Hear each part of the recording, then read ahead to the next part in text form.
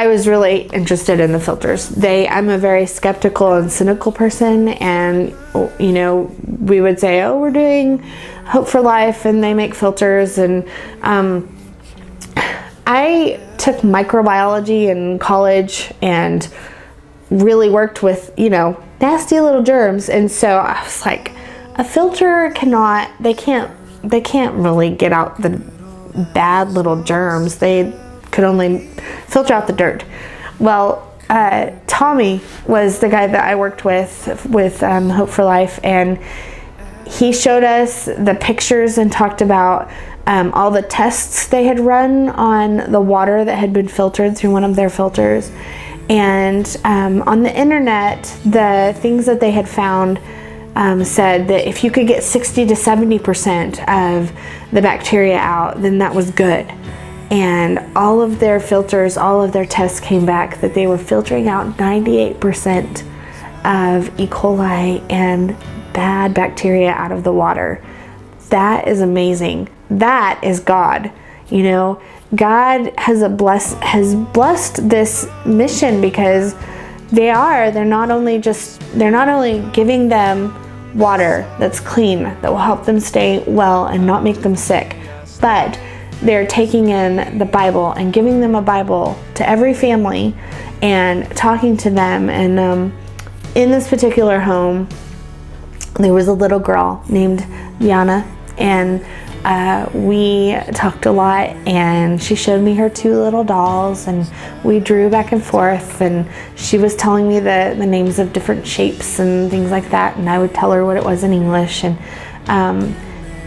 what got me the most was we were leaving, and she came out and she wanted my phone number, and she wanted to know when I was coming back.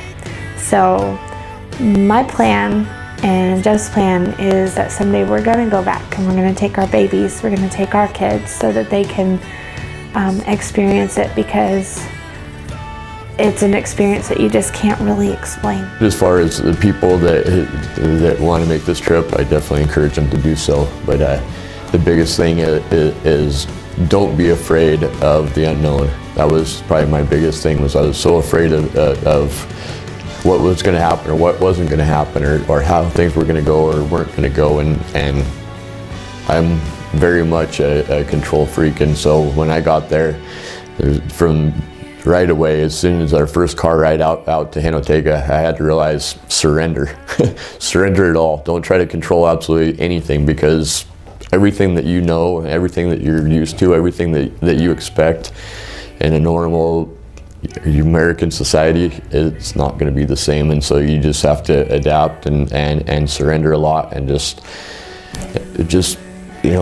use the gifts that God's given you, and really, really honestly trust that He's going to keep you safe. Because if you look around you, you don't always feel that you're going to be safe, and you're not always positive that things are going to work out. But they did. Every single bit of our trip did work out, and it's because God took care of us and made sure that we were safe. But the experience is an experience that will forever change my life. It's changed my attitude towards my job. It's changed my attitude towards my earthly possessions. It's changed my attitude towards just the way that I look at people. It's changed so much in just a short period of time.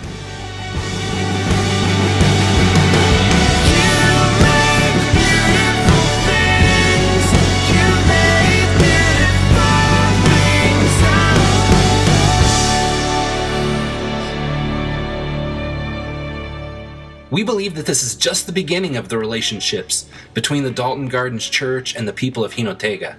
We will be taking another trip soon. Teens, adults, don't miss this opportunity of a lifetime. We encourage you to start planning and praying about this opportunity today.